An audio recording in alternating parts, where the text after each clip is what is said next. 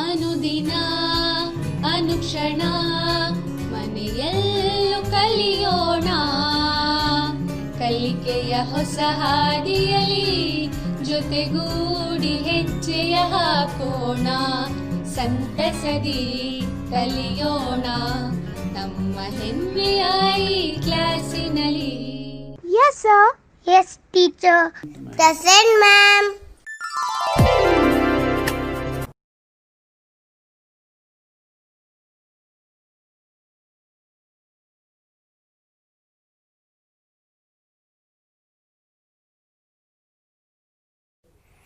ನಮಸ್ಕಾರ ಮಕ್ಕಳೇ, ಹೇಗಿದ್ದೀರಿ? ಖುಷಿಯಾಗಿದ್ದೀರಲ್ವಾ? ಡಿ ಡಿ ಚಂದನಲ್ಲಿ ಬರ್ತಕ್ಕಂತಹ ತರಗತಿಗಳನ್ನು ಕೇಳ್ತಾ ಪ್ರಾಬಬ್ಲಿ ಹಲವಾರು ವಿಷಯಗಳನ್ನು ನೀವು ತುಂಬ ವಿಭಿನ್ನವಾಗಿ ಕಲಿತಾ ಇದ್ದೀರಿ. ನಿಮ್ಮ ಶಿಕ್ಷಕರ ಸಲಹೆಗಳು ಸಹ, ನಿಮ್ಮ ಪೋಷಕರ ಸಲಹೆಗಳು ಸಹ ನಿಮಗೆ ದಾರಿದೀಪ ಆಗ್ತಾ ಇದೆ ಮಕ್ಕಳೇ. ಹಾಗಾದರೆ ಇವತ್ತಿನ ಕಲಿಕಾ ಕಾರ್ಯಕ್ರಮವನ್ನು ನಾವು ಪ್ರಾರಂಭಿಸೋಣ. ತ್ರಿಕೋನಮಿತಿಯ ಪ್ರಸ್ತಾವನೆಯ ಅಧ್ಯಾಯ 11ರ ಕೊನೆಯ ಭಾಗವನ್ನು ನಾವು ಚರ್ಚೆ ಮಾಡೋಣ. ಸರ್, ಏನು ಉಳಿದಿದೆ ಸರ್, ಎಲ್ಲ ವಿಷಯನ ತಿಳ್ಕೊಂಬಿಟ್ಟಿದ್ದೀರಿ ಅಂತೀರಾ? ನೋಡೋಣ ಯಾವ ಯಾವ ಅಂಶಗಳನ್ನು ತಿಳ್ಕೊಂಡಿದ್ದೀವಿ ಎಂಬುದನ್ನು ಮೊದಲು ನೋಡೋಣ. ನೋಡಿ, ಇಷ್ಟೆಲ್ಲ ಅಂಶಗಳನ್ನು ತಿಳ್ಕೊಂಡಿದ್ದೀವಲ್ವ ನಾವು. ಅವಧಿ 1ರಿಂದ ಸ್ಟಾರ್ಟ್ ಮಾಡಿ ಅವಧಿ 5ರವರೆಗೂ ಎಷ್ಟು ವಿಷಯಗಳನ್ನು ತಿಳ್ಕೊಂಡಿದ್ದೀವಿ ಯೋಚನೆ ಮಾಡಿ, ಗಮನಿಸ್ತಾ ಹೋಗಿ ನೋಡೋಣ ಅಲ್ವಾ. ಮೊದಲನೇದು ತ್ರಿಕೋನಮಿತಿಯ ಅನುಪಾತಗಳ ಅಂಶಗಳನ್ನು ತಿಳ್ಕೊಂಡ್ವಿ. ಎರಡನೇದು ತ್ರಿಕೋನಮಿತಿಯ ನಿರ್ದಿಷ್ಟ ಕೋನಗಳ ಬೆಲೆಗಳನ್ನು ತಿಳ್ಕೊಂಡ್ವಿ. ಮೂರನೇದರಲ್ಲಿಯೂ ನಿರ್ದಿಷ್ಟ ಕೋನಗಳ ಬೆಲೆಗಳನ್ನು ಮುಂದುವರಿಸಿದ್ವಿ. 4ನೇ ಅವಧಿಯಲ್ಲಿ ಪೂರಕ ಕೋನಗಳ ತ್ರಿಕೋನಮಿತಿಯ ಅನುಪಾತಗಳನ್ನು ತಿಳ್ಕೊಂಡ್ವಿ. ಹಿಂದಿನ ಅವಧಿಯಲ್ಲಿ ಪ್ರಮುಖವಾಗಿ ನಾವು ತ್ರಿಕೋನಮಿತಿಯ ನಿತ್ಯ ಸಮೀಕರಣಗಳನ್ನು ತಿಳ್ಕೊಂಡ್ವಿ ಅಲ್ವಾ. ಇವತ್ತಿನ ಅವಧಿಯಲ್ಲಿ ಏನು ಮಾಡ್ತೀವಿ ಅಂದರೆ, ತ್ರಿಕೋನಮಿತಿಯ ನಿತ್ಯ ಸಮೀಕರಣಗಳನ್ನು ತಿಳ್ಕೊಳ್ಳೋದ್ರ ಜೊತೆಗೆ ಕೆಲವು ಸಮಸ್ಯೆಗಳನ್ನು ಬಿಡಿಸಿದ್ವಲ್ವ ಮಕ್ಕಳೇ. ಈಗ ನಾನು ನಿಮಗೆ ಕೆಲವು ಚಟುವಟಿಕೆಗಳನ್ನು ಕೊಡ್ತಾ ಹೋಗ್ತೀನಿ. ನೋಡೋಣ, ಫಾಸ್ಟಾಗಿ ಮಾಡ್ತಾ ಹೋಗ್ಬೇಕು. ಎಷ್ಟು ಕ್ವಿಕ್ಕಾಗಿರಬೇಕು ಅಂದರೆ, ನೀವು ಇವುಗಳನ್ನು ಬರಿಬೇಕು. ಬರ್ಕೊಂಡ್ಮೇಲೆ ಅವುಗಳಿಗೆ ಅನ್ವಯಿಸ್ತಕ್ಕಂತಹ ಬೆಲೆ ಏನಿದೆ ಅದನ್ನು ಬರಿತಾ ಹೋಗಿ. ಇಲ್ಲಿ ನಿಖರವಾಗಿ ಒಂದೇ ಬೆಲೆ ಬರ್ಬೋದು, ಬೇರೆ ಬೇರೆ ರೀತಿಯಲ್ಲಿ ಬರ್ಬೋದು. ನಿಮಗೆ ಸಾಧ್ಯವಿರ್ತಕ್ಕಂತಹ ಬೆಲೆಗಳನ್ನು ಬರಿತಾ ಹೋಗಿ. ಬರಿತಾ ಇದ್ದೀರಾ ಮಕ್ಕಳೇ? ನೋಡಿ, ಇವುಗಳ ಬೆಲೆಗಳನ್ನು ನೀವು ಬರಿತಾ ಹೋಗಬೇಕು. ಬರ್ದಿದ್ದೀರಲ್ವಾ? ಯಾಕೆ ಸರ್ ಇದನ್ನು ಕೊಟ್ರಿ ಅಂತೀರಲ್ವಾ? ನೋಡೋಣ, ಇವುಗಳನ್ನು ಯಾವ ರೀತಿಯಾಗಿ ನಾವು ಬರಿತಾ ಹೋಗ್ತೀವಿ ಅನ್ನೋದನ್ನು ಹಿಂದೆ ತಿಳ್ಕೊಂಡಿದ್ದೀವಲ್ವಾ. ವಿಶೇಷ ಷಡ್ಭುಜಾಕೃತಿ, ಅದಕ್ಕೆ ಅನ್ವಯಿಸ್ತಕ್ಕಂಥ ಒಂದು ಆಧಾರವಾಗಿಟ್ಕೊಂಡ್ಬಿಟ್ಟು ಇವುಗಳನ್ನು ಬೆಲೆನ ಬರಿತಾ ಹೋಗ್ತೀನಿ ನಾನು. ಇಲ್ಲೇ ನೀವು ಬರೆದಿರೋದು ಒಂದೇ ಹೌದೋ ಅಲ್ವೋ ಅಂತ ಚೆಕ್ ಮಾಡ್ತಾ ಹೋಗಿ. ಮೊದಲನೇ ಹಂತ, ವೆರಿ ನೈಸ್, ಟ್ಯಾನ್ ಬರಿತೀರಿ. ಟ್ಯಾನನ್ನು ಸೈನ್ ಬೈ ಕಾಸ್ ಬರೆದ್ರಿ. ಹಾಗಾದರೆ ಮೊದಲನೆಯ ಉತ್ತರ ಸಿಕ್ಬಿಡ್ತು ನಮಗೆ. ಇಲ್ಲೇ ಸೈನ್ ಬೈ ಕಾಸ್ ಅಂದರೆ ಟ್ಯಾನ್. ನೋಡಿ, ಬರೆಯೋದು ಹೇಗೆ? Tan is equal to sine by cos. ಮುಂದಿಂದು ಟ್ಯಾನಿನ ವೃತ್ಕ್ರಮ ಕಾಟ್ ಬರಿತೀವಿ. ಸಿಗಳೆಲ್ಲವೂ ಒಂದೇ ಕಡೆ ಇರಬೇಕು. ಕೊಸೆಕನ್ನು ಇಲ್ಲಿ ಬರೆದೆ ನಾನು. ಮಕ್ಕಳೇ, ಎಲ್ಲ ತ್ರಿಕೋನಮಿತಿಗಳನ್ನು ಬರೆದು ಒಂದನ್ನು ಬಿಟ್ಟಿದ್ದೀವಿ. ಯಾವ್ದು ನೋಡಿ ಸರ್? ಸೀಕೆಂಟ್ ಥೀಟಾ ಬರೆದ್ಬಿಡಿ. Very good. ಈಗ ಗಮನಿಸ್ತಾ ಹೋಗಿ. ನೋಡಿ, tan theta is equal to sine by cos. Probably ನೀವು ಟ್ಯಾನ್ ಬರೆದಿದ್ದೀರಾ ಮಕ್ಕಳೇ. ಈ ಬೆಲೆಗಳನ್ನು ಬರಿತಕ್ಕಂತಹ ಒಂದು ವಿಧಾನವನ್ನು ತಿಳ್ಕೊಳ್ಳಿ. ಇದನ್ನು ಗಮನ ಇಟ್ಟರೆ ಸುಲಭ. ನೋಡ್ತಾ ಹೋಗಿ, ಇಲ್ಲೊಂದು ಯಾರೋ ಮಾರ್ಕ್ ಹಾಕಿದ್ದೀನಿ. Tan is equal to sine by cos. Very good. Tan ಆದ ನಂತರ ನೆಕ್ಸ್ಟ್ ಏನಿದೆ ಸರ್? ಸೈನ್ ಇದೆ. ಹಾಗಾದ್ರೆ ಹೇಗೆ ಬರೀತೀರಿ? Sine theta is equal to cos by cot. ನೋಡ್ತಾ ಹೋಗಿ, ಮೊದಲನೇದಕ್ಕೆ ಉತ್ತರ ಟ್ಯಾನ್ ಬಂತು, ಎರಡನೇದಕ್ಕೆ ಉತ್ತರ ಸೈನ್ ಬಂತು, ಮೂರನೇದಕ್ಕೆ ಏನು ಬರುತ್ತೆ ನೋಡಿ ಸರ್? ಕಾಟ್ ಬೈ ಕೊಸೆಕ್ ಇದೆ ಅಂದರೆ ಹಿಂದಿಂದು, ದಟ್ ಈಸ್ ಕಾಸ್ ಥೀಟಾ ಬರಿತೀನಿ. ಕೊಸೆಕ್ ಬೈ ಸೀಕೆಂಟ್ ಇದೆ ಅಂದರೆ ಅದ್ರ ಹಿಂದಿಂದು, ದಟ್ ಈಸ್ ಕಾಟ್ ಥೀಟಾ ಬರಿತೀವಿ.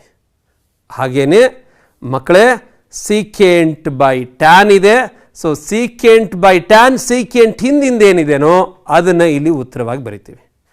ಕೊನೆಯದಾಗಿ ನೋಡ್ತಾ ಹೋಗಿ ಮಕ್ಕಳೇ, ಟ್ಯಾನ್ ಬೈ ಸೈನ್ ಅಂದರೆ ಟ್ಯಾನ್ ಹಿಂದಿಂದು ಏನಿದೆ ಸೀಕೆಂಟ್. ಸರಿನಾ? ಅರ್ಥ ಆಯ್ತಾ? ಇನ್ನೊಂದು ಸಲ ನೋಡಿ, ತುಂಬ ಸುಲಭವಾಗಿ ಇದನ್ನು ಬರೆದ್ರೆ tan is equal to sine by cos, sine is equal to cos by cot, cos is equal to cot by cosec, cot theta is equal to cosec theta by secant theta, cosec theta is equal to secant theta by tan theta ಅಂತ ಬರಿತಾ ಹೋಗ್ತೀವಿ. ಇದನ್ನು ಆಧಾರವಾಗಿಟ್ಕೊಂಡು ಒಂದು ಸುಲಭವಾಗಿರ್ತಕ್ಕಂಥ ಚಟುವಟಿಕೆ, ಅದನ್ನು ಹೇಗೆ ನೆನಪಿಟ್ಕೋಬೇಕು ಎಂಬುದನ್ನು ತಿಳ್ಕೊಂಡ್ವಿ ಅಲ್ವಾ? ಹಾಗೇನೆ ಮುಂದುವರಿಯೋಣ. ಈ ಕೋಷ್ಟಕ ಗೊತ್ತಿತ್ತು, ಇದನ್ನು ನೆನಪು ಮಾಡ್ಕೊಳ್ತಾ ಹೋಗಿ ನೀವು. ಈ ಕೋಷ್ಟಕದಲ್ಲಿ ಬರ್ತಕ್ಕಂತಹ ಬೆಲೆಗಳು ತುಂಬ ತುಂಬ ತುಂಬ ತುಂಬ ಇಂಪಾರ್ಟೆಂಟ್, ನಮಗೆ ಗೊತ್ತಿದೆ. ಮುಂದುವರಿಯೋಣ. ಅದೇ ರೀತಿ ನಾನು ವಿಶೇಷ ಷಡ್ಭುಜಾಕೃತಿಯನ್ನು ಬರೆದಿದ್ದೀನಿ. ಇಲ್ಲಿ ಸೈನ್ ಮತ್ತು ಕಾಸ್ ಟೀಟಾಗೆ ಅನ್ವಯಿಸುವ ಪೂರಕ ಕೋನಗಳ ಬೆಲೆಗಳನ್ನು ನೀವು ಬರಿತಾ ಇದ್ದೀರಿ, ನಾನು ಸಹಿತ ಇಲ್ಲಿ ತೋರಿಸ್ತಾ ಇದ್ದೀನಿ. ಹಾಗೆ ಟ್ಯಾನ್ ಮತ್ತು ಕಾಟ್ ಟೀಟಾಗಳ ಪೂರಕ ಕೋನವನ್ನು ಬರೀರಿ, ಸೀಕೆಂಟ್ ಮತ್ತು ಕೋಸೆಕ್ ಬರೀರಿ ನೋಡೋಣ. ಬರ್ದಿರೋದನ್ನು ಹೇಗೆ ನೆನ್ಪಿಟ್ಕೊಳ್ತೀವಿ ನೋಡಿ. Sine theta is equal to cos 90 minus theta. ಇದಕ್ಕೆ ಹೇಗೆ ಬರೀತೀರಿ? Tan theta is equal to cot 90 minus theta. ಕರೆಕ್ಟಾ? Secant theta is equal to ಹೇಗೆ ಬರೀತೀರಿ? Very good. ಕೋಸೆಕ್ ಟೀಟಾ ಯಾವ ರೀತಿ ಬರಿತೀವಿ ನಾವಿಲ್ಲಿ? Cosec 90 minus theta. ಈ ಮೂರು ಅಂಶ ಗೊತ್ತಾಯ್ತಾ? ಸಪೋಸ್ ಈ ಆರೋ ಮಾರ್ಕನ್ನು ಉಲ್ಟಾ ಮಾಡೋಣ. ಉಲ್ಟಾ ಮಾಡಿದ್ರೆ ಏನು ಬರುತ್ತೆ ನೋಡಿ? ವೆರಿ ಗುಡ್ ಅಲ್ವಾ? Cos theta is equal to sine minus 90, cot theta is equal to tan 90 minus theta. ಹಾಗೇನೆ cosec theta is equal to secant 90 minus theta ಅಂತ ಬರೆದಿದ್ದೀವಿ. ಅರ್ಥ ಮಾಡ್ಕೊಳ್ಳಿ. ವಿಶೇಷ ಷಡ್ಭುಜಾಕೃತಿಯ ಸಹಾಯದಿಂದ ಹಿಂದೆ ನಾವು ಕೆಲವು ಅಂಶಗಳ ಬೆಲೆನ ಕಂಡುಹಿಡ್ಕೊಳ್ಳೋದು ನೋಡಿದ್ವಿ. ಇಲ್ಲಿ ಪೂರಕ ಕೋನಗಳ ಸಂಬಂಧವನ್ನು ಸುಲಭವಾಗಿ ಯಾವ ರೀತಿಯಾಗಿ ಬರಿತೀವಿ ಎಂಬುದನ್ನು ತಿಳ್ಕೊಂಡ್ವಿ ಅಲ್ವಾ? ಈಗ ಮುಂದುವರೆದು ಇನ್ನೊಂದು ಅಂಶ ನೋಡಿ ಮಕ್ಕಳೇ. ಮುಂದಿನ ಚಟುವಟಿಕೆನ ಮಾಡಿ ಇವುಗಳ ಗುಣಲಬ್ಧಗಳನ್ನು ನೀವುಗಳು ಬರಿತಾ ಹೋಗಬೇಕು. ಬರ್ಕೊಂಡಿದ್ದೀರಾ? ಯೋಚನೆ ಮಾಡ್ತಾ ಇದ್ದೀರಾ? ಭಾಳ ಸುಲಭ ಮಕ್ಕಳೇ, ಏನೂ ಇಲ್ಲ. ಪೈಥಾಗೋರಸನ ತ್ರಿಕೋನಮಿತಿಯ ನಿತ್ಯ ಸಮೀಕರಣಗಳನ್ನು ನೆನಪು ಮಾಡ್ಕೊಂಡು ಬರಿತಾ ಹೋಗಿ. ಮೊದಲೇದ್ದು ನೋಡಿ, ಉತ್ತರ ಏನು ಬಂತು? ಹಾಂ, ಕಾಸ್ ಸ್ಕ್ವೇರ್ ಟೀಟಾ ಅಲ್ವಾ ಮಕ್ಕಳೇ? ಯಾಕೆ ಗೊತ್ತಿದೆ ನಿಮಗೆ? 1 ಮೈನಸ್ ಸೈನ್ ಸ್ಕ್ವೇರ್ ಟೀಟಾನ 1 plus sine into 1 minus cos 1 minus sine, ಅದರ ಬೆಲೆ ಕಾಸ್ ಸ್ಕ್ವೇರ್ ಆಯಿತು. ಇದು ಆದಮೇಲೆ ಇದಕ್ಕೆ ಬರೋಣ. ಯಾಕೆ? ಇವು ಎರಡೂ ಒಂದೇ ಥರ ಇದೆ. ಇದ್ರ ಬೆಲೆ ಏನು ಸರ್? ಇದು ಕಾಸ್ ಸ್ಕ್ವೇರ್ ಟೀಟಾ ಆದರೆ ಇದು ಸೈನ್ ಸ್ಕ್ವೇರ್ ಟೀಟಾ. ಈಗ ಇದ್ರ ಬೆಲೆ ನೋಡಿ, secant square theta minus tan square theta ಬೆಲೆ ಎಷ್ಟು? 1. ಹಾಗೆ ಇದ್ರ ಬೆಲೆ ಸರ್ ಅದು ಸಹ ಒಂದೇ. ಹಾಗಾದರೆ ಇವುಗಳ ಸಹಾಯದಿಂದ ತ್ರಿಕೋನ ಮಿತಿಯ ನಿತ್ಯ ಸಮೀಕರಣಗಳನ್ನು ಯಾವ ರೀತಿಯಾಗಿ ಬೇರೆ ಬೇರೆ ರೀತಿಯಲ್ಲಿ ಬರಿತೀವಿ ಎಂಬುದನ್ನು ತಿಳ್ಕೊಂಡ್ವಿ ಅಲ್ವಾ? ಮಾಡಿದಿರಲ್ಲ ಮಕ್ಕಳೇ, ಅಭಿನಂದನೆಗಳು. ಇವತ್ತಿನ ಅವಧಿಯಲ್ಲಿ ಹಿಂದೆ ಏನು ಮಾಡಿದೀವೋ ಅದರ ಮುಂದುವರಿದ ಭಾಗ ಅಂದರೆ ಸಮಸ್ಯೆಗಳಿಗೆ ಹೆಚ್ಚು ಗಮನ ಹರಿಸೋಣ ನಾವು. ಅಂದರೆ ನಿತ್ಯ ಸಮೀಕರಣಗಳನ್ನು ಆಧಾರವಾಗಿಟ್ಕೊಂಡ್ಬಿಟ್ಟು ಸಮಸ್ಯೆಗಳನ್ನು ಬಿಡಿಸ್ತಾ ಹೋಗೋಣ ನಾವು. ಹಾಗಾದರೆ ಬಿಡಿಸ್ಬೇಕಾದ್ರೆ ಹಾಗೇ ನಮಗೇನು ಗೊತ್ತಿರಬೇಕು ಅಂದರೆ ಈ ಅಂಶಗಳು ಗೊತ್ತಿರಬೇಕು ನೋಡಿ. ತ್ರಿಕೋನ ಮಿತಿಯ ನಿತ್ಯ ಸಮೀಕರಣಗಳಿಗೆ ಅನ್ವಯಿಸುವ ಸಮಸ್ಯೆಗಳನ್ನು ಬಿಡಿಸಬೇಕಾದ್ರೆ ಮೊದಲನೇದು LHS ಅನ್ನು ತಗೊಂಡು ಈ ಕೆಲವು ಹಂತಗಳನ್ನು ಉಪಯೋಗಿಸಿಕೊಂಡು ಕೊನೆಗೆ RHS ಬರುತ್ತೆ.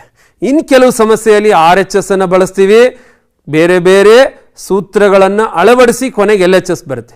ಇನ್ನು ಕೆಲವು ಸಂದರ್ಭದಲ್ಲಿ LHS ಅನ್ನೇ ಸಪ್ರೇಟ್ ತೊಗೊಳ್ತೀವಿ, RHS ಅನ್ನೇ ಸಪ್ರೇಟ್ ತೊಗೊಳ್ತೀವಿ.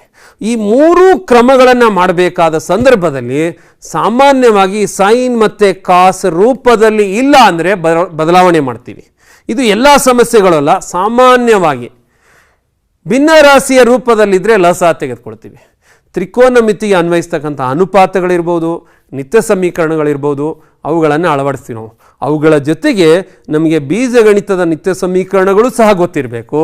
ಕೊನೆಗೆ ಸಂಕ್ಷೇಪಿಸ್ತೀವಿ, ನಮಗೆ ಆ ಸಮಸ್ಯೆಗೆ ಉತ್ತರ ಸುಲಭವಾಗಿ ದೊರಕತ್ತೆ. ಹಾಗಾದರೆ ಒಂದೊಂದಾಗಿ ನೋಡ್ತಾ ಹೋಗೋಣವಾ? ಇಲ್ಲೊಂದು ಸಮಸ್ಯೆ ಇದೆ, ನೋಡ್ಕೊಳ್ಳಿ, ಬರ್ಕೊಳ್ಳಿ ಮಕ್ಕಳೇ.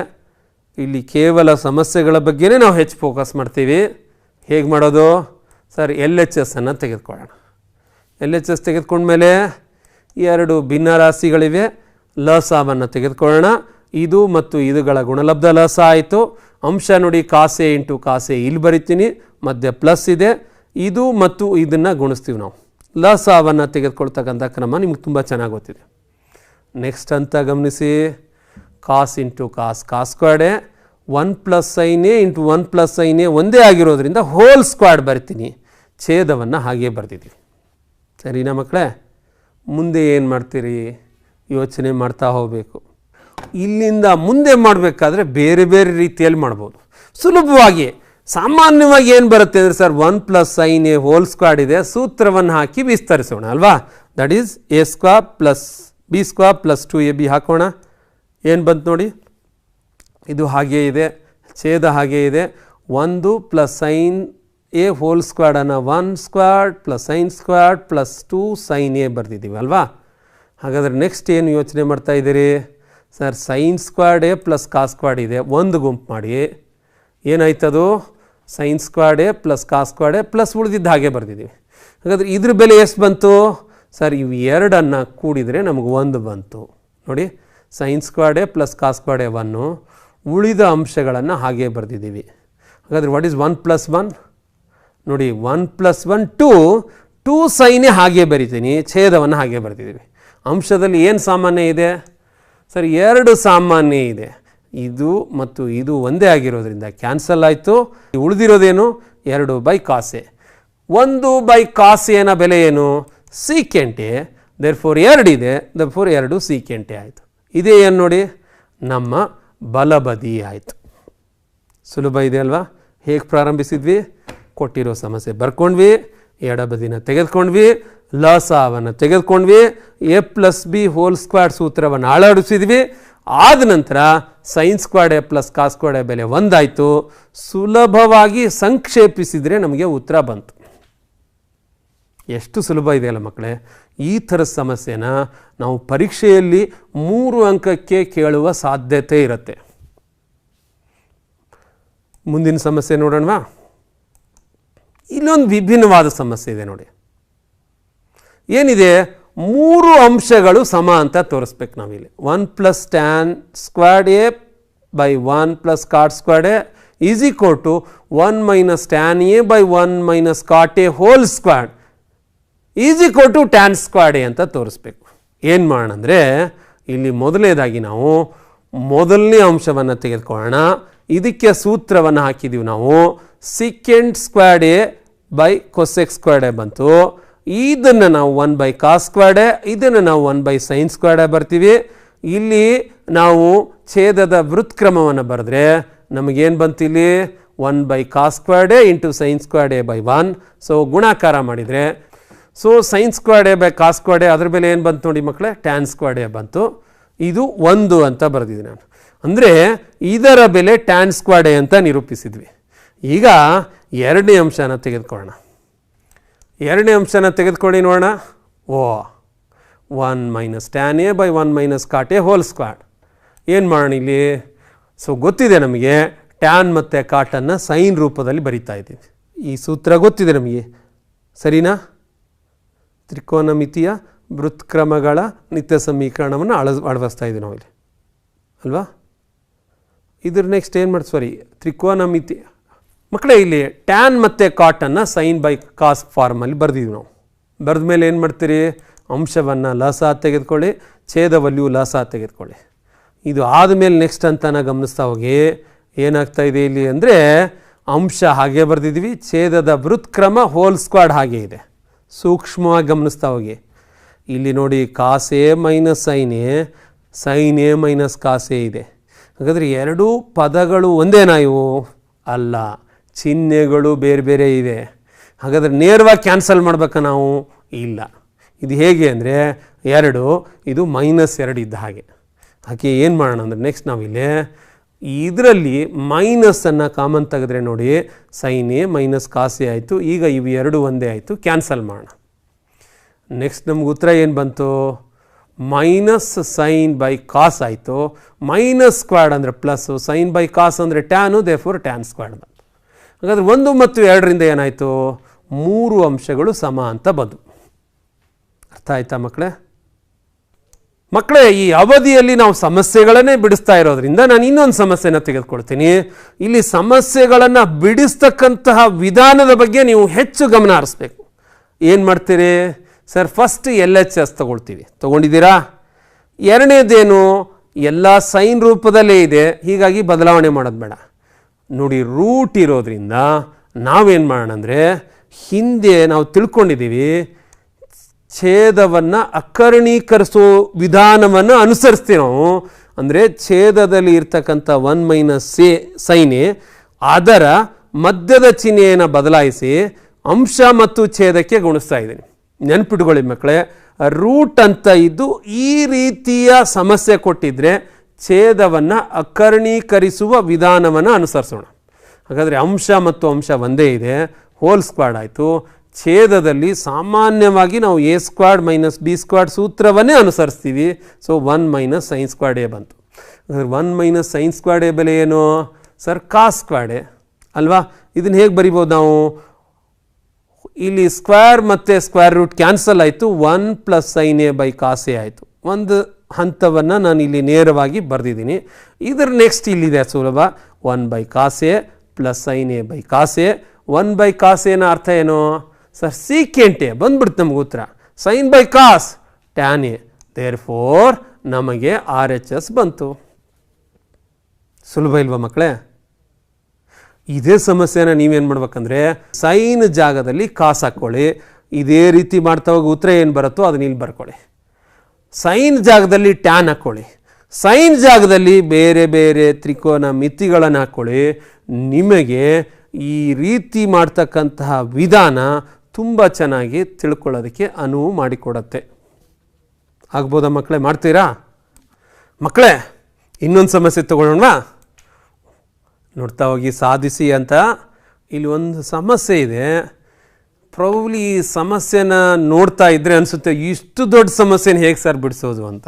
ಭಾಳ ಸುಲಭ ಮಕ್ಕಳೇ, ಯೋಚನೆನೇ ಮಾಡಬೇಡಿ. ನಮಗೇನು ತ್ರಿಕೋನಮಿತಿಯ ಅಂಶಗಳಿದ್ವೋ ಅವುಗಳನ್ನು ನೀವು ನೆನಪಿಟ್ಕೊಂಡಿದ್ರೆ ಬಿಡಿಸೋದು ಸುಲಭ. ಸ್ಟಾರ್ಟ್ ಮಾಡೋಣ. ರೈಟ್, ಈ ಸಮಸ್ಯೆಗೆ ನಾವು ಎಡಬದಿಯನ್ನು ತೆಗೆದುಕೊಳ್ಳೋಣ. ನೋಡಿ, tan cube A by 1 plus tan squared a plus cot cube A by 1 plus cot squared a. ಇಲ್ಲಿ ತುಂಬ ಮಕ್ಕಳು tan squared a tan cube ಎನ ಕ್ಯಾನ್ಸಲ್ ಮಾಡಿ ಮೇಲೆ ಟ್ಯಾನ್ ಎ ಬರೀತಾರೆ. ಬರೀಬಾರ್ದು, ಗೊತ್ತಿದೆ ನಮಗೆ. ಬಿಕಾಸ್ ಛೇದದಲ್ಲಿ ಟ್ಯಾನ್ ಸ್ಕ್ವೇರ್ಡ್ ಎ ಜೊತೆಗೆ ಒಂದಿದೆ, ಹಾಗಾಗಿ ಕ್ಯಾನ್ಸಲನ್ನು ನಾವು ಮಾಡೋಕ್ಕಾಗಲ್ಲ ಅಂತ.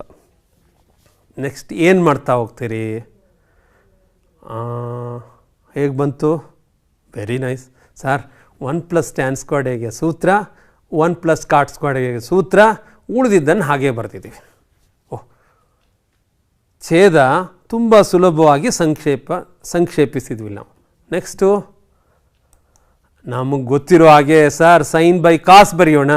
ಟ್ಯಾನ್ ಕ್ಯೂಬ್ ಎನ sine cube A by cos cube a, secant cube ಎನ 1 ಬೈ ಸೀಕೆಂಟ್ ಸ್ಕ್ವೇರ್ಡ್ ಹಾಗೆ ಬರ್ತಿದ್ವಿ ನಾವು. ಸೊ ಟ್ಯಾನಿಗೆ ಮಾತ್ರ ಬದಲಾಯಿಸಿ ಸೀಕೆಂಟ್ ಹಾಗೆ ಬರ್ತಿದ್ದೀವಿ.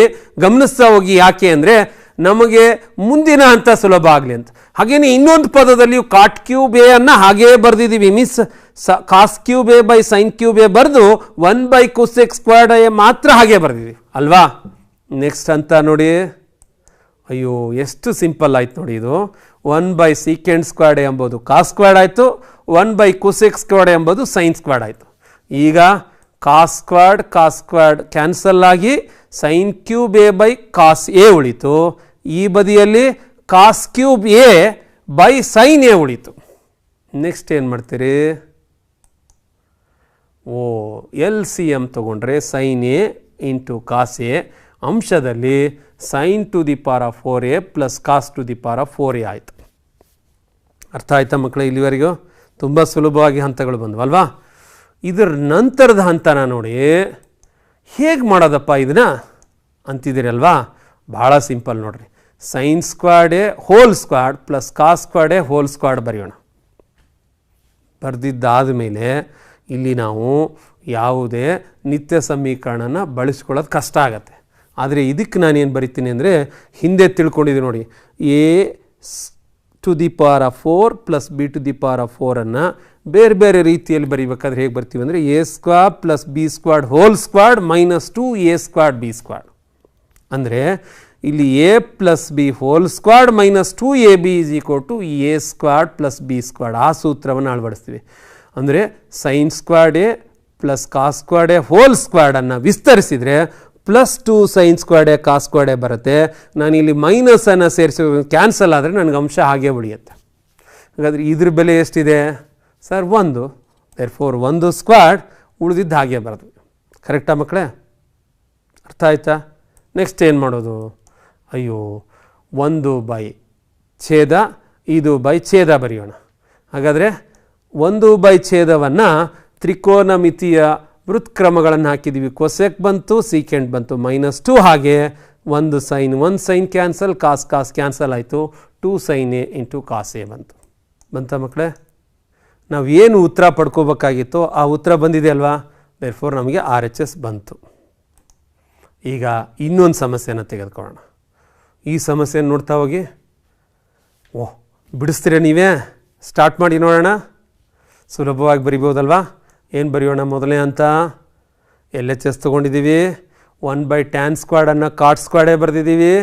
1 ಬೈ ಕಾಟ್ ಸ್ಕ್ವಾಡನ್ನು ಟ್ಯಾನ್ ಸ್ಕ್ವಾಡ್ ಬರೆದಿದ್ದೀವಿ. ಇದಕ್ಕೆ ಸೂತ್ರ ಕೊಸೆಕ್ ಸ್ಕ್ವಾಡ್, ಇದಕ್ಕೆ ಸೂತ್ರ secant squared. So 1 by sine ಸ್ಕ್ವಾಡೇ ಇಂಟು 1 ಬೈ ಕಾಸ್ ಸ್ಕ್ವಾಡೇ ಆಯಿತು. ಆನಂತರ ಏನು ಬರೆಯೋದು? ಇದನ್ನು ಹಾಗೆ ಬರೆದು ಇದಕ್ಕೆ ನಾವು 1 ಮೈನಸ್ ಸೈನ್ ಸ್ಕ್ವಾಡೇ ಬರಿತಾ ಇದ್ದೀವಿ. ಸರಿನಾ? ಈಗ ಛೇದವನ್ನು ನಾವು ಗುಣಿಸಿದರೆ 1 ಇಂಟು 1 1 ಸೈನ್ ಸ್ಕ್ವಾಡೆ ಇಂಟು 1 ಸೈನ್ ಸ್ಕ್ವಾಡೆ ಇಂಟು ಸೈನ್ ಸ್ಕ್ವಾಡೆ sine to the power of 4. RHS ಬಂತಲ್ವಾ? ಈಸ್ ಈಕ್ವಲ್ ಟು RHS ಅಂತ ತಾವು ಬರ್ಕೋಬೇಕು. ನೋಡಿ, ಬಿಡಿಸ್ತಕ್ಕಂಥ ಹಂತಗಳನ್ನು ಸ್ಪಷ್ಟವಾಗಿ ಗಮನಿಸಿ. ಅಂದರೆ ನಾವು ನಿತ್ಯ ಸಮೀಕರಣಗಳ ಆಧಾರಿತ ತ್ರಿಕೋನಮಿತಿಯ ಸಮಸ್ಯೆಗಳನ್ನು ಬಿಡಿಸ್ತಕ್ಕಂತಹ ಸಂದರ್ಭದಲ್ಲಿ ಸಮಸ್ಯೆಯನ್ನು ಸ್ಪಷ್ಟವಾಗಿ ಗಮನಿಸಿ. ಗಮನಿಸಿದ ನಂತರ ನಿಮಗೆ ಇರ್ತಕ್ಕಂತಹ ಏನು ಸೂತ್ರಗಳ ಮತ್ತು ಕೆಲವು ಅಂಶಗಳ ಆಧಾರವನ್ನು ಇಟ್ಟುಕೊಂಡು ನಿಧಾನವಾಗಿ ಆಲೋಚನೆ ಮಾಡಿ ಬಿಡಿಸ್ತಾ ಹೋಗಿ ಉತ್ತರಗಳು ತುಂಬ ಸುಲಭವಾಗಿ ಬರೀತವೆ. RHS ಬಂತು ಅನಿಸುತ್ತೆ. ಹಾಗೆ ಮುಂದೆ ಒಂದು ಸಮಸ್ಯೆಯನ್ನು ನೋಡಿ. ಈ ಸಮಸ್ಯೆನ ನೀವೇ ಟ್ರೈ ಮಾಡ್ತಾ ಹೋಗಿ. ನಾನಿಲ್ಲಿ ಕೇವಲ ಹಂತಗಳನ್ನು ಮಾತ್ರ ತೋರಿಸ್ತಾ ಹೋಗ್ತೀನಿ. ಬರೆದಿದ್ದೀರಾ? ಸೊ ಸೈನ್ ಬೈ ಕಾಸ್ ರೂಪದಲ್ಲಿ ಬರೆದಿದ್ದೀರಿ ಅಂದ್ಕೊಳ್ತೀನಿ. ಗಮನಿಸ್ತಾ ಹೋಗಿ. ಆಮೇಲೆ ಏನು ಮಾಡ್ತೀವಿ? ಛೇದದಲ್ಲಿ ಲಸಾವನ್ನು ತೆಗೆದುಕೊಂಡಿದ್ದೀವಿ, ಅಂಶವನ್ನು ಹಾಗೆ ಬರೆದಿದ್ದೀವಿ. ಆಮೇಲೆ ಏನು ಮಾಡ್ತಾ ಇದ್ದೀವಿ? ಛೇದದ ವೃತ್ಕ್ರಮವನ್ನು ತೆಗೆದುಕೊಂಡಿದ್ದೀವಿ. ದೇರ್ಫೋರ್ ಇದು sine by sine a minus cos a ಆಯಿತು.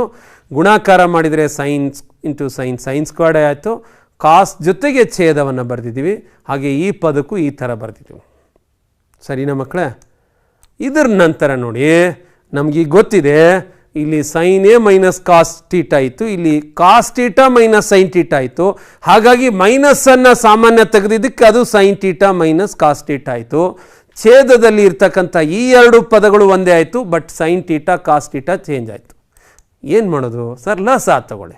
ಛೇದವನ್ನು ಹಾಗೆ ಬರಿತೀವಿ, ಬಟ್ ಇಲ್ಲಿ sine theta into cos theta ಗುಣಿಸಿ ಈ ಕಾಸ್ ಟೀಟಾನ ಇದ್ರ ಜೊತೆಗೆ ಈ ಸೈನ್ ಟೀಟಾನ ಇದ್ರ ಜೊತೆ ಗುಣಿಸಿದ್ರೆ ಇದು ಬಂತು. ಇಲ್ಲಿ a cube minus b cube ಸೂತ್ರವನ್ನು ಅಳವಡಿಸಿದ್ರೆ ಗೊತ್ತಿದೆ ನಿಮಗೆ. A minus b into a square plus b square plus a b. ಇದು ಮತ್ತು ಇದು ಕ್ಯಾನ್ಸಲ್ ಆಯಿತು. So sine squared plus cos squared ಬೆಲೆ 1. ಹಾಗೆ ಉಳಿದಿದ್ದು ಬರೆದಿದ್ದೀವಿ. ಈಗ ಏನು ಮಾಡ್ತೀರಿ? ನೆಕ್ಸ್ಟು 1 ಬೈ ಛೇದ ಪ್ಲಸ್ ಸೆಕೆಂಡ್ ಬೈ ಛೇದ ಬರೆದು ಸಂಕ್ಷೇಪಿಸಿ ನಮಗೇನು ಬಂತು ಇಲ್ಲಿ ಅಂದರೆ ಇದ್ರ ಬೆಲೆ 1 ಬರ್ತಾ ಇದೆ, ಇದು 1/cos 1/sin ಆಯಿತು. So finally secant theta into cosec theta plus 1. So ನಮಗೆ RHS ಬಂತು. ಸೊ ಈ ಥರದಲ್ಲಿ ನೋಡಿ ಬಿಡಿಸ್ತಾ ಹೊರಟ್ರೆ ನಿಮಗೆ ಸ್ಪಷ್ಟವಾದ ಐಡಿಯಾಗಳು ಆಲೋಚನೆಗಳು ಬರ್ತಾ ಹೋಗ್ತವೆ. ಮಕ್ಕಳೇ, ಈ ಕೊನೆಯದಾಗಿ ಇನ್ನೊಂದು ಸಮಸ್ಯೆನ ತೆಗೆದುಕೊಳ್ಳೋಣ. ಈ ಸಮಸ್ಯೆನ ಬರ್ಕೊಂಡ್ಮೇಲೆ ಸ್ಟಾರ್ಟ್ ಮಾಡಿ ನೋಡೋಣ. LHS ಅನ್ನು ತೆಗೆದುಕೊಳ್ಳೋಣ. ಆಮೇಲೆ ಏನು ಮಾಡ್ತೀವಿ, ಅಂಶದಲ್ಲಿ ಸೈನ್ ಥೀಟಾ ಕಾಮನ್ ಇದೆ, ಛೇದದಲ್ಲಿ ಕಾಸ್ ಥೀಟಾ ಕಾಮನ್ ಇದೆ ಅಲ್ವಾ.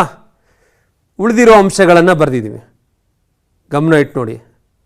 ಅದರ ನಂತರ ಏನು ಬರೀತೀರಿ, ಇಲ್ಲಿ ಗಮನಿಸಬೇಕು, ಒಂದಕ್ಕೆ ಬೆಲೆನ ಹಾಕ್ತಾ ಇದ್ದೀವಿ ನಾವು, cos square theta plus sine square theta. ಹಾಗೆ ಒಂದಕ್ಕೂ ಇಲ್ಲಿ ಹಾಕ್ತಾ ಇದ್ದೀವಿ, ಬಟ್ ಇದನ್ನು ಬ್ರ್ಯಾಕೆಟ್ನಲ್ಲಿ ಬರೆದಿದ್ದೀನಿ ನಾನು, ಅರ್ಥ ಮಾಡ್ಕೊಳ್ಳಿ.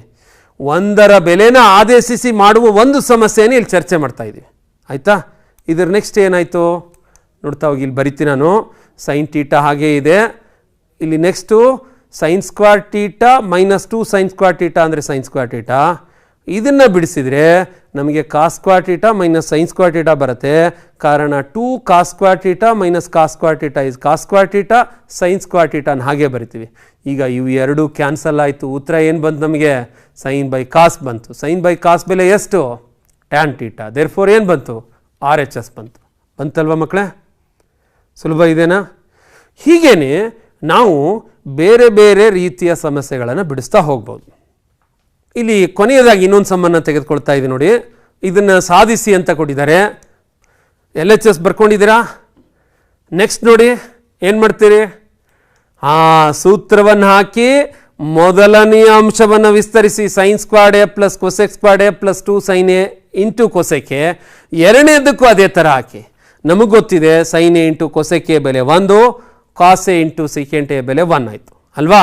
ಅದು ಆದ ನಂತರ ನೋಡಿ ಇಲ್ಲಿ ಬರೆದಿದ್ವಿ ನಾವು, ಸೈನ್ ಸ್ಕ್ವೇರ್ಡ್ ಎ ಹಾಗೆ ಇದೆ, ಕಾಸ್ ಸ್ಕ್ವೇರ್ಡ್ ಎನ ಜೋಡಿ ಮಾಡಿದ್ದೀವಿ, ಕೊಸೆಕ್ ಸ್ಕ್ವೇರ್ಡ್ ಎ ಸೀಕೆಂಡ್ ಸ್ಕ್ವೇರ್ನ ಜೋಡಿ ಮಾಡಿ 2 ಸೈನ್ ಎ ಕೊಸೆಕನ್ನು 1/sin, 2 ಕಾಸ್ ಎ ಸೀಕೆಂಟನ್ನು 1/cos ಬರೆದಿದ್ದೀವಿ ಅಲ್ವಾ. ಇಲ್ಲೇನಾಯಿತು, ನೋಡಿ sine squared a plus cos squared a 1 ಆಯಿತು. Next cot squared a plus 1 cosec ಸ್ಕ್ವೇರ್ಡ್ಗೆ ಸೂತ್ರ ಬರೆದಿದ್ದೀವಿ. ನೋಡ್ತಾ ಹೋಗಿಲ್ಲ, sine squared a plus cos squared a 1 ಆಯಿತು. ಕೊಸೆಕ್ ಸ್ಕ್ವೇರ್ಡ್ ಅನ್ನು 1 ಪ್ಲಸ್ ಕಾಟ್ ಸ್ಕ್ವೇರ್ಡ್ ಬರೆದಿದ್ದೀವಿ. ಸೀಕೆಂಡ್ ಸ್ಕ್ವೇರ್ಡ್ ಅನ್ನು 1 ಪ್ಲಸ್ ಟ್ಯಾನ್ ಸ್ಕ್ವೇರ್ಡ್ ಬರೆದಿದ್ದೀವಿ. ಅಲ್ಲಿ ಸೈನ್ ಸೈನ್ ಕ್ಯಾನ್ಸಲ್ ಆಯಿತು, ಕಾಸ್ ಕಾಸ್ ಕ್ಯಾನ್ಸಲ್ ಆಯಿತು, ನಮಗೆ 2 + 2 ಉಳಿತು. ಈ ಹಂತವನ್ನು ಇನ್ನೊಂದು ಸಲ ಹೇಳ್ತೀನಿ. ಇಲ್ಲಿಂದ ಗಮನಿಸ್ತಾ ಹೋಗಿ ಏನು ಬರೀತೀರಿ, ಮೊದಲ ಎರಡಿದೆಯಲ್ಲ sine squared a plus cos squared a ಬೆಲೆ ಎಷ್ಟು, 1. ಕೊಸೆಕ್ ಸ್ಕ್ವೇರ್ಡ್ ಅನ್ನು ಏನು ಬರಿಬೋದು ನಾವು ನೋಡಿ, ನಮಗೆ ಕಾಟ್ ಬೇಕು ಟ್ಯಾನ್ ಬೇಕು, ಅದಕ್ಕೆ ಏನು ಮಾಡ್ತೀನಿ ನಾನು, ಕೊಸೆಕ್ ಸ್ಕ್ವೇರ್ಡ್ ಅನ್ನು 1 plus cot squared, secant squared ಅನ್ನು 1 ಪ್ಲಸ್ ಟ್ಯಾನ್ ಸ್ಕ್ವೇರ್ಡ್ ಬರಿತೀನಿ. ಅಲ್ಲಿ sine sine cos cos cancel ಆಯಿತು, 2 + 2 ಉಳಿತು. ಎಲ್ಲ ಸಂಖ್ಯೆಗಳನ್ನು ಕೂಡಿಸಿ 7 plus cot squared a plus tan squared a ಆಯಿತು. ಏನು ಬಂತು ನಮಗೆ, ಉತ್ತರ ಬಂತು ಅಲ್ವಾ. ಉತ್ತರ ಬಂತಲ್ವಾ ಮಕ್ಕಳೇ, ವೆರಿ ಗುಡ್. ಮಕ್ಕಳೇ ನೋಡಿ, ಇಲ್ಲೊಂದು ಸಮಸ್ಯೆ ಇದೆ, ಇದನ್ನು ಸುಮ್ಮನೆ ಗಮನಿಸಿ. ಅಂದರೆ ನಾವು ನಿತ್ಯ ಸಮೀಕರಣಕ್ಕೆ ಅನ್ವಯಿಸ್ತಕ್ಕಂಥ ಹಲವಾರು ಸಮಸ್ಯೆಗಳನ್ನು ತುಂಬ ಡಿಫ್ರೆಂಟಾಗಿ ಆಲೋಚನೆ ಮಾಡಿ ತಾವುಗಳು ಬಿಡಿಸ್ತಾ ಹೋಗಿ. ಸೊ ಈ ಒಟ್ಟು ಅಧ್ಯಾಯದಲ್ಲಿ ನಾವು ಈ ಎಲ್ಲ ಅಂಶಗಳನ್ನು ತಿಳ್ಕೊಂಡಿದ್ದೀವಿ. ಅಂದರೆ ವಿಶೇಷವಾಗಿ ನಾವು ಈ ಪೂರ್ತಿ ಚಾಪ್ಟರ್ ತೆಗೆದುಕೊಂಡ್ರೆ ಇರೋದೇ 4 ಅಂಶ: ತ್ರಿಕೋನಮಿತಿ ಅನುಪಾತ, ನಿರ್ದಿಷ್ಟ ಕೋನಗಳು, ಪೂರಕ ಕೋನಗಳು, ಕೊನೆಯದು ನಿತ್ಯ ಸಮೀಕರಣಗಳು ಅಲ್ವಾ. ಹಾಗೇನೆ ಸಮಸ್ಯೆಗಳನ್ನು ಬಿಡಿಸಿದ್ವಿ. ಹಾಗೆ ನಿಮಗೆ ಈ 11.4ರಲ್ಲಿ ಹಲವಾರು ಸಮಸ್ಯೆಗಳಿವೆ, ಅವುಗಳನ್ನು ಬಿಡಿಸ್ತಾ ಹೋಗಿ. ನೀವು ಬಿಡಿಸ್ಬೇಕಾದ್ರೆ ನಿಮಗೆ ಸಮಸ್ಯೆಗಳು ಬರ್ಬೋದು. ಆ ಸಂದರ್ಭದಲ್ಲಿ ನಿಮ್ಮ ಶಿಕ್ಷಕರ ಸಹಕಾರವನ್ನು ಪಡ್ಕೊಳ್ಳಿ, ಬಿಡಿಸಿ ಉತ್ತರಗಳನ್ನು ಬೇರೆ ಬೇರೆ ರೀತಿಯಲ್ಲಿ ಬದಲಾಯಿಸ್ತಾ ಹೋಗಿ. ನಿಮಗೆ ಬೇಕಾಗ್ತಕ್ಕಂತಹ ಮೂಲ ಬೆಲೆ ಸಿಗ್ತಾ ಹೋಗುತ್ತೆ.